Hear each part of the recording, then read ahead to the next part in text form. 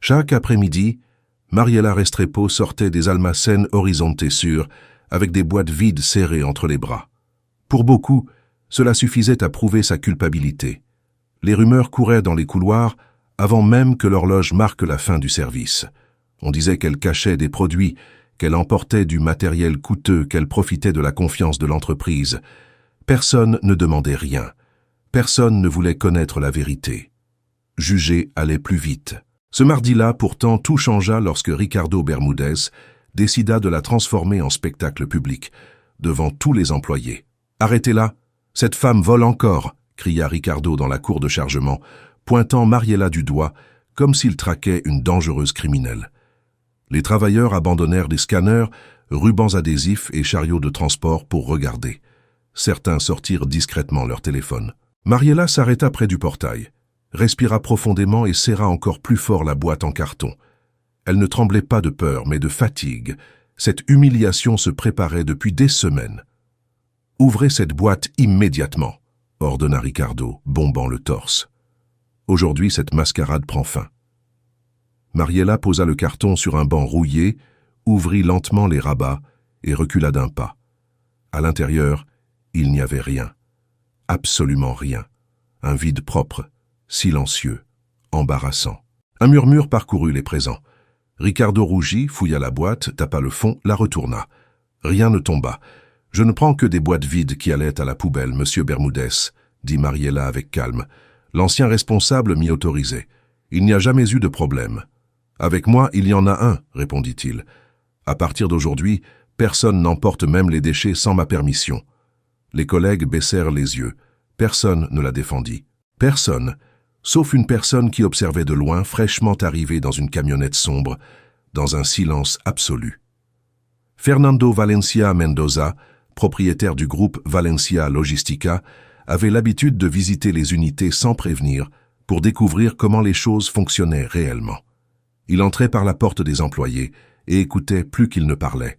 Cet après-midi-là, il vit quelque chose qu'aucun rapport ne lui aurait montré. Fernando n'arrivait pas à détacher les yeux de Mariela. Pas pour sa beauté discrète, ni pour la fermeté de sa posture, mais pour sa dignité intacte au milieu de l'embarras. Il y avait en elle une sérénité rare, comme si elle portait quelque chose d'invisible, bien plus grand que la boîte vide entre ses bras. « Puis-je partir ?» demanda Mariela. « Demain matin, vous irez au service disciplinaire », explosa Ricardo. « Nous verrons si vous restez aussi courageuse devant un document signé. » Lucia Paredes, responsable des ressources humaines, arriva en hâte. Elle écouta le récit exagéré de Ricardo, examina la boîte et confirma l'évidence. « Il n'y a pas de vol ici. Et vous avez violé le protocole en exposant publiquement une employée, » déclara-t-elle froidement. Ricardo resta sans voix. Mariela se contenta de récupérer la boîte et sortit par le portail. Elle ne vit pas Fernando, qui demeurait immobile. Elle ne remarqua pas non plus lorsqu'il appela son chauffeur. Arturo découvrait où cette dame va tous les jours après le travail. Le chauffeur trouva cela étrange, mais acquiesça. Mariela marcha jusqu'à l'arrêt de bus. Elle monta avec la boîte comme si elle transportait de la porcelaine. Le bus traversa de larges avenues, puis des quartiers simples, puis des rues de terre battue. Elle descendit à San Rafael de los Pinos, une région humble où tout le monde se connaissait par son nom. Fernando la suivit à distance dans la voiture sombre. Les gens souriaient en la voyant arriver.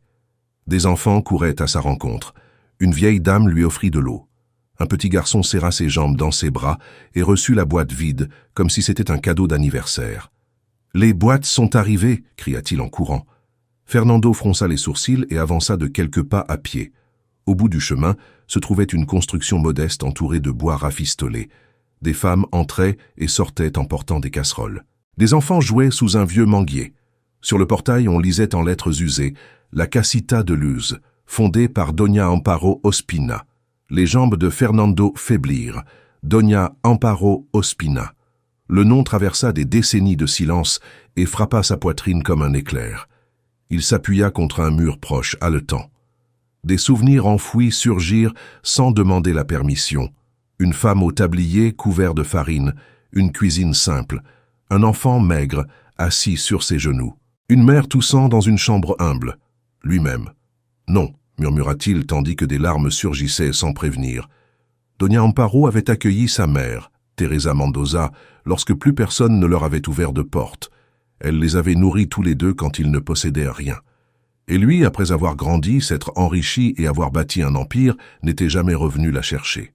De l'autre côté du portail, Mariela entra dans la cour et remit la boîte à Rosalva Estevez, chargée de transformer le carton en berceau, étagère et table pour la maison communautaire.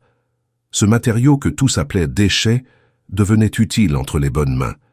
« Aujourd'hui, j'ai failli ne pas réussir à l'apporter », raconta Mariela à voix basse. « Bermudez m'a accusé devant tout le monde. » Rosalva posa les mains sur ses épaules. « Ma fille, une boîte vide dans les mains de quelqu'un de bien n'arrive jamais vide. » Fernando entendit la phrase depuis la rue et pleura davantage encore.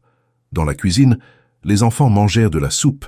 Mariela s'assit avec la petite Esperanza sur les genoux et commença à raconter un vieux conte répété de nombreuses fois dans la maison. Il y a longtemps, une femme malade est arrivée ici avec un petit garçon fragile par la main. Personne n'a voulu les aider. Seul Doña Amparo a ouvert la porte. « Et le garçon est revenu ?» demanda Esperanza. Mariela fixa le portail sans savoir pourquoi. « Non, mon amour, ce garçon n'est jamais revenu. » Dehors, Fernando tomba assis sur le trottoir de terre. Il couvrit son visage de ses mains. Le garçon de l'histoire, c'était lui. Quand il réussit enfin à se relever, il retourna à la voiture en silence. À la maison, Arturo. Cette nuit-là, dans l'immense bureau de sa demeure, Fernando reçut une vieille enveloppe retrouvée par Patricia Benavides dans les archives personnelles de sa défunte mère. À l'intérieur, il y avait des lettres, des reçus et une feuille jaunie. Il reconnut l'écriture de Teresa. « Cher Amparo, si mon Fernando revient un jour, rappelle-lui qu'un homme vaut par le bien qu'il fait. » Fernando serra le papier contre sa poitrine.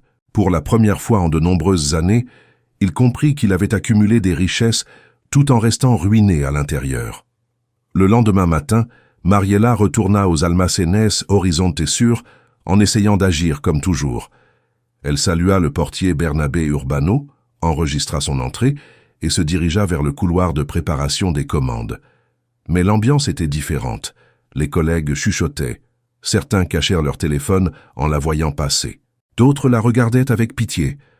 Yolanda Caicedo s'approcha rapidement et parla à voix basse. « Ils ont mis la vidéo d'hier sur les réseaux. Ils ont tout coupé pour faire croire que tu volais. » Mariela sentit son estomac se nouer. Yolanda lui montra l'écran. Elle se vit devant la boîte ouverte tandis que Ricardo criait. Le titre se moquait de son honneur. Des milliers de vues en quelques heures. À l'étage supérieur, Ricardo Bermudez frappait la table en exigeant son licenciement immédiat. Il invoquait une atteinte à l'image de l'entreprise, l'insubordination et la rupture de confiance. Lucia Paredes tenta de le freiner, mais reçut des ordres signés par des directeurs alliés. Sans parvenir à parler à Fernando, elle conserva des copies de tout dans un dossier privé. Lorsque Mariela termina son service et se dirigea vers le portail, Bernabé l'accueillit avec tristesse. « Ma fille, je ne peux pas te laisser entrer demain. Tu es licenciée à partir d'aujourd'hui. » Il lui remit une enveloppe discrète. « Yolanda m'a demandé de te la donner si cela arrivait. » Mariela le remercia avec sérénité et sortit à pied. Elle marcha de longues rues jusqu'à une petite place. Elle s'assit sur un banc de fer et ouvrit l'enveloppe. À l'intérieur, il y avait des lettres de collègues et des copies de documents. « Ricardo a déjà fait cela avant », écrivait Yolanda. « Il a accusé d'autres femmes humbles pour cacher des détournements qu'il commettait lui-même. Nous avons des témoins. » Mariela respira profondément. Les larmes vinrent, mais pas de défaite. C'étaient des larmes de décision. À la casita de Luz, Fernando aidait maladroitement à servir la soupe aux enfants. Mathias Cardenas, un garçon attentif de 12 ans, observait tout, assis sur la pierre sous le manguier. « Monsieur Fernando, dit-il, l'argent remplit la poche. Le cœur remplit la maison. » Fernando sourit, ému. Avant qu'il ne réponde, le portail grinça. Mariela entra, fatiguée, les yeux rouges, le sac à l'épaule. « Ils m'ont licencié aujourd'hui, monsieur Fernando. » Il se leva d'un bond. « Quoi, sans preuve ? Mais je ne suis pas venu demander mon poste. Je suis venu demander justice. » Elle lui remit les lettres et les documents. Fernando lut en silence. Lorsqu'il termina, il leva la tête avec une autre expression. Il n'était plus l'homme d'affaires froid ni l'homme repentant. C'était quelqu'un d'éveillé. « Ce n'est pas seulement à propos de vous, dit-il. C'est à propos de toutes celles qu'on a fait taire. Exactement. Il appela Patricia Benavides. Réunion demain matin, service juridique, Lucia audit externe et enquête complète sur tous les licenciements similaires, sans exception. Le lendemain matin, Fernando entra dans la tour corporative accompagné de Mariela. Les employés se retournaient pour regarder cette femme simple marcher aux côtés du propriétaire du groupe. Au 22e étage attendaient Patricia, Lucia, les avocats Ignacio Villagomez et Valentina Peláez, ainsi que l'enquêteur Esteban Rojo. Fernando ne s'assit pas à la place d'honneur. Il tira une chaise près de Mariela et prit place à côté d'elle. « Nous sommes ici pour arracher un problème à la racine », annonça-t-il. Lucia ouvrit son ordinateur. « J'ai conservé les preuves de tout, la vidéo complète, les messages internes, les protocoles violés. » Esteban distribua des dossiers. Ricardo Bermúdez a utilisé de fausses accusations pendant des années. Toutes les victimes étaient des femmes en situation vulnérable. Dans 3 cas confirmés, des matériaux disparus ont ensuite réapparu revendus par des intermédiaires liés à lui. Mariela serra les poings. « Combien de victimes ?» demanda-t-elle. « 7 localisées jusqu'à présent. Parmi elles, Delia Montalbán Aguirre. »« Je veux la rencontrer aujourd'hui, » dit Mariela. Ils se rendirent dans la petite chambre louée derrière une boulangerie. Delia ouvrit la porte avec un tablier usé et des yeux fatigués. En reconnaissant Mariela de la vidéo, elle pleura immédiatement. « Tu ne t'es pas brisée, » dit-elle. Les 2 femmes s'embrassèrent comme de vieilles connaissances. Delia raconta comment elle avait perdu son travail, puis sa chambre, puis temporairement la garde de son fils. Tout cela après une fausse accusation de vol inventée par Ricardo. Fernando s'agenouilla pour se mettre à sa hauteur. « Je suis le propriétaire de l'entreprise qui vous a trahi. Je vous demande pardon personnellement. Tout sera réparé. » Delia porta les mains à son visage et pleura en silence. Cet après-midi-là, Fernando convoqua un conseil extraordinaire. Ricardo entra confiant mais pâlit en voyant Mariela assise à côté du président. « Que fait cette femme ici ?»« Asseyez-vous, Bermúdez, » répondit Fernando. « Aujourd'hui, c'est moi qui parle. » Sur la table apparurent des inventaires croisés, des registres, des témoignages et des photos. Depuis des années, vous volez l'entreprise et détruisez des vies pour cacher vos crimes, déclara Fernando. Mensonge. Il n'y a aucune preuve. Il y a des dates, des noms, des dépôts parallèles et 7 témoins, y compris Delia Montalbán. Ricardo perdit toute couleur. Ignacio, Valentina, procédé. Les avocats remirent de la notification. Licenciement pour faute grave, retenue des avantages et transmission du dossier aux autorités compétentes. Vous ne pouvez pas me faire ça. J'ai une famille, cria Ricardo. Mariela se leva alors. Beaucoup d'entre nous en avaient une aussi, monsieur Bermúdez, et vous n'y avez jamais pensé. 2 agents de sécurité le conduisirent dehors.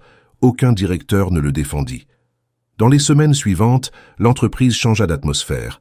Yolanda devint superviseur de l'équipe du matin. Bernabé reçut une reconnaissance publique pour son intégrité. Lucia fut promue à la direction générale des ressources humaines. Esteban se mit à auditer d'autres unités.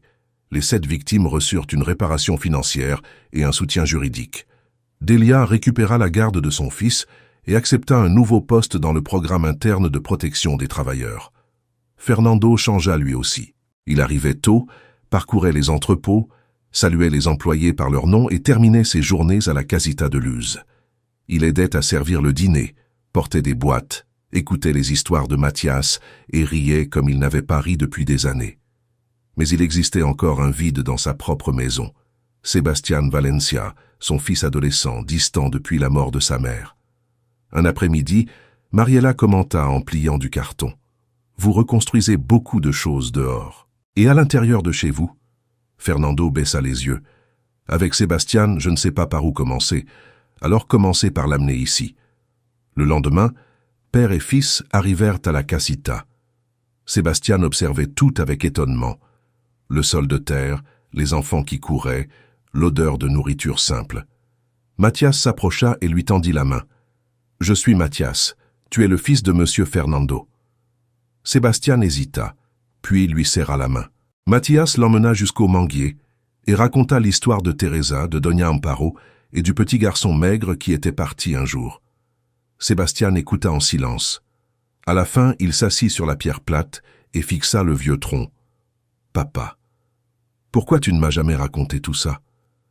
Parce que j'ai enterré celui que j'étais. Et j'ai failli nous enterrer tous les deux avec lui. Sébastien pleura et le serra longuement dans ses bras. Fernando lui rendit son étreinte, les yeux fermés. Cette nuit-là, à la maison, ils lurent ensemble le journal d'Amparo. Entre les pages jaunies, une note disait qu'élever quelqu'un par obligation sans tendresse blesse aussi profondément. Fernando comprit la froideur dont il avait hérité. Sébastien lui prit la main. « Alors on change ça maintenant. » Le lendemain, Delia arriva à la casita avec son fils retrouvé. Les enfants coururent autour d'eux. Rosalva montra un petit lit fait de carton renforcé et peint d'étoiles. Mariela sourit en voyant une autre boîte vide transformée en abri. Au même moment, une équipe de la chaîne Noticias del Sur s'arrêta devant le portail pour demander la permission de connaître l'histoire de ce lieu qui changeait des vies en silence. Le reportage émut tout le pays. Des dons arrivèrent de partout.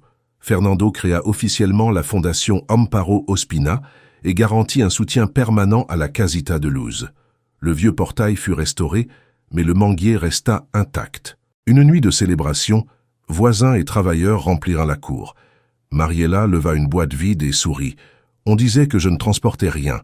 Mais ici, dedans, il y a toujours eu des berceaux, des tables, de la nourriture, de l'espoir et du courage. Tous applaudirent en pleurant. Fernando serra Sébastien dans ses bras. Mathias courut entre les chaises en riant.